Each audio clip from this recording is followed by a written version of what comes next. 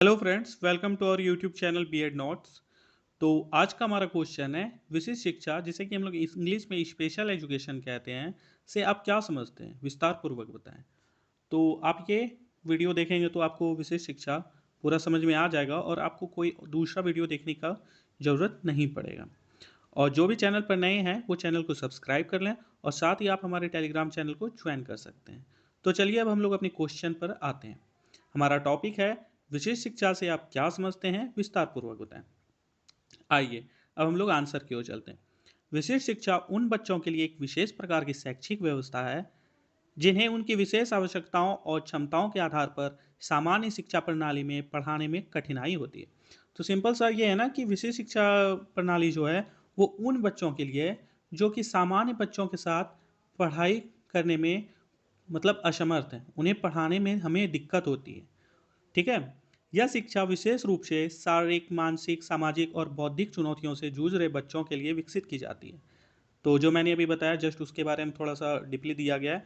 जिन्हें कि शारीरिक रूप से या फिर मानसिक या फिर सामाजिक या फिर बौद्धिक चुनौतियों से जो बच्चे जूझ रहे हैं, उनके लिए विशेष शिक्षा प्रणाली को लाया गया था। इसका उद्देश्य है कि ऐसे बच्चे समाज के साथ समग्र रूप से जुड़ सकें और आत्मनिर्भर बन सकें। तो विशेष शिक्षा प्रणाली को लाने का उद्देश्य क्या था कि जो भी बच्चे मतलब इसके दायरे में आते हैं वो समाज के साथ जुड़ सकें और आत्मनिर्भर बन सकें। ठीक है। तो आइए आगे बढ़ते हैं। तो आइए अब हम लोग देख लेते हैं विशेष शिक्षा की परिभाषा। National policy on education NP 1986 के द्वारा विशेष शिक्षा को परिभाषित किया गया है। आइए, विशेष शिक्षा वह प्रक्रिया है जो बच्चों को उनकी वैसी विशेष शैक्षिक आवश्यकताओं के अनुसार शिक्षित करने के लिए व्यवस्थित रूप से डिज़ाइन की गई है। ठीक है। दूसरा है यूनेस्को, जिसका कि फुल फॉर्म होता है united nations educational, scientific and cultural organisation. तो उन्होंने क्या इसके बारे में डिफिनेशन दिया है? विशेष शिक्षा का उद्देश्य ऐसे बच्चों को समाज की मुख्य धारा से जोड़ना है जिन्हें सामान्य शैक्षिक पद्धतियों से लाभ नहीं होता है। ठीक है। फिर आइए आगे बढ़ते हैं। किर्क के अनुसार विशेष शिक्षा शब्द शिक्षा के उन पहलुओं को इंगित करता है जिसे विकलांग एवं प्रतिभाशाली बच्चों के लिए किया जाता है, लेकिन औसत बालकों के मामले में प्रयुक्त नहीं होता है। ठीक है। आइए फिर आगे बढ़ते हैं। हलन और कॉफमैन के अनुसार विशेष शिक्षा का अर्थ विशेष रूप से तैयार किए गए साधनों के द्वारा विशिष्ट बच्चों को प्रशिक्षण देना है। इसके लिए विशिष्ट साधन, अध्यापन, तकनीकी उपकरण तथा अन्य सुविधाओं की आवश्यकता होती है। ठीक है। फिर विकलांग शिक्षा अधिनियम के अनुसार विशेष शिक्षा विशेष रूप से डिजाइन किया गया अनुदेशन है जो विकलांग बच्चों की अतुलनीय आवश्यकताओं की पूर्ति करता हो। इसमें वर्ग कक्ष अनुदेशन, गृह अनुदेशन एवं संस्थानीय अनुदेशन भी शामिल है। तो आइए अब हम लोग इसका सार देख लेते हैं। उपरोक्त परिभाषाओं का अध्ययन करने पर हमें विशेष शिक्षा के बारे में निम्न जानकारियां मिलती है।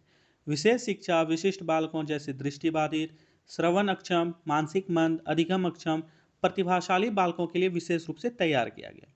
दूसरा, इसमें कुछ विशिष्ट शिक्षण विधि का प्रयोग किया जाता है।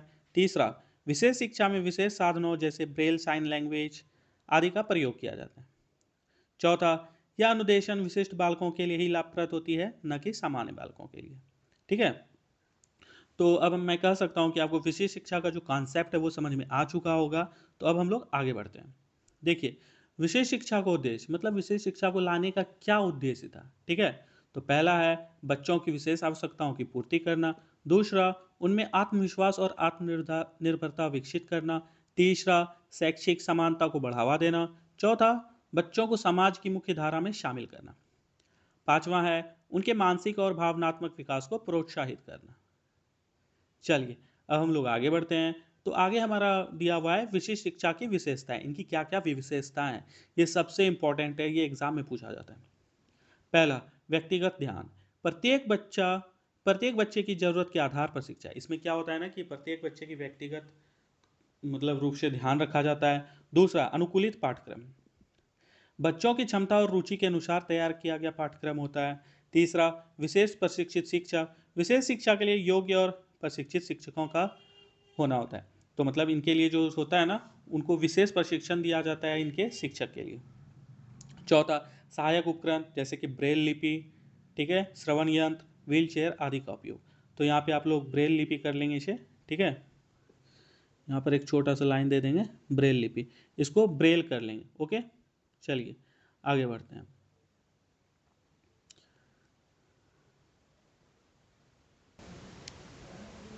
पांचवा है समावेशी दृष्टिकोण, बच्चों को समाज और मुख्यधारा की शिक्षा से जोड़ना। छठा है समग्र विकास, बच्चों के शारीरिक, मानसिक, सामाजिक और भावनात्मक विकास पर जोर देना। ठीक है, ये तो हो गया आपका विशिष्ट शिक्षा की विशेषताएं। अब देखो विशिष्ट शिक्षा के क्या लाभ हैं, इससे क्या फायदा होता है, वो अब हम लोग देखते हैं। पहला है बच्चों को उनकी विशेष आवश्यकताओं के अनुसार शिक्षा प्रदान करना। दूसरा, उनके आत्मविश्वास और आत्मसम्मान में वृद्धि। तीसरा, उनके कौशल और क्षमताओं का विकास। चौथा, समाज के प्रति सकारात्मक दृष्टिकोण विकसित करना। पांचवा, इन्हें रोजगार और स्वतंत्र जीवन जीने के लिए तैयार करना। ठीक है, तो ये विशेष शिक्षा के सारे जितने भी इंपॉर्टेंट टॉपिक्स थे मैंने उन्हें कंप्लीट कर दिया। अब चलिए अब हम लोग आते हैं विशेष शिक्षा के प्रकार। ठीक है, तो देखो विशेष शिक्षा के प्रकार में सबसे पहला होता है समावेशी शिक्षा, जिसे कि इंक्लूसिव एजुकेशन कहा जाता है, और आप लोगों ने इसके बारे में पढ़ाई किया होगा, तो इसे थोड़ा सा मैं बता देता हूँ। समावेशी शिक्षा के अंतर्गत क्या आता है, सामान्य बच्चों और विशेष आवश्यकता वाले बच्चों का एक साथ पढ़ाना। ठीक है, दूसरा, विशेष विद्यालय यानी कि स्पेशल स्कूल्स, विशेष रूप से विकलांग बच्चों के लिए बनाए गए स्कूल। तीसरा, घर आधारित शिक्षा, होम बेस्ड एजुकेशन, शारीरिक रूप से अक्षम बच्चों को उनके घर पर शिक्षा प्रदान करना, जैसे कि शारीरिक रूप से जो मतलब विकलांग हैं या फिर अक्षम है विद्यालयों ने, उनके लिए ये है। चौथा है अनौपचारिक शिक्षा, इनफॉर्मल एजुकेशन, विकलांग बच्चों के लिए व्यवहारिक और कौशल आधारित शिक्षा। चलिए अब हम लोग देखते हैं विशेष शिक्षा में सहायक उपकरण और प्रौद्योगिकी। तो पहला, दृष्टिहीन बच्चों के लिए क्या आता है, ब्रेल लिपि, टॉकिंग बुक्स, इसके माध्यम से हम उन बच्चों को पढ़ा सकते हैं। दूसरा देखिए, सुनने में अक्षम बच्चों के लिए श्रवण यंत्र, जिन्हें कम सुनाई देता है उनके लिए श्रवण यंत्र है, या फिर शाइन लैंग्वेज, जिसमें कि हम लोग शाइन लैंग्वेज में उनसे बात कर सकते हैं।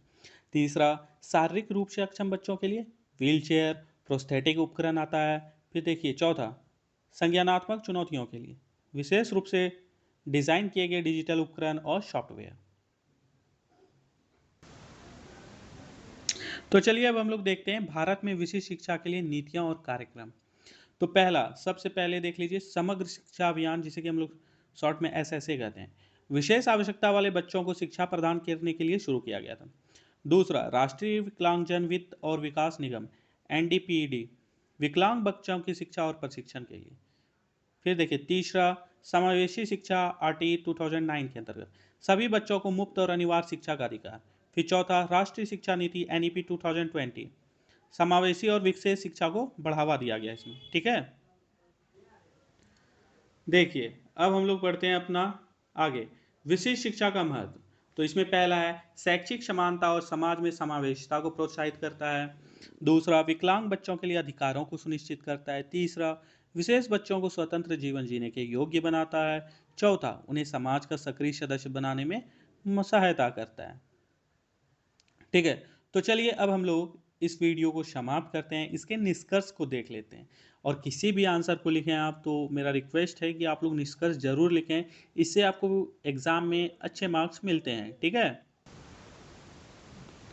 निष्कर्ष, विशेष शिक्षा समाज के सबसे संवेदनशील वर्ग के लिए एक महत्वपूर्ण पहल है, जिसका उद्देश्य शारीरिक, मानसिक, सामाजिक और बौद्धिक चुनौतियों का सामना कर रहे बच्चों को समान अवसर प्रदान करना है। यह केवल एक शैक्षिक प्रक्रिया नहीं है, बल्कि बच्चों को आत्मनिर्भर और सशक्त बनाने की दिशा में एक व्यापक प्रयास है।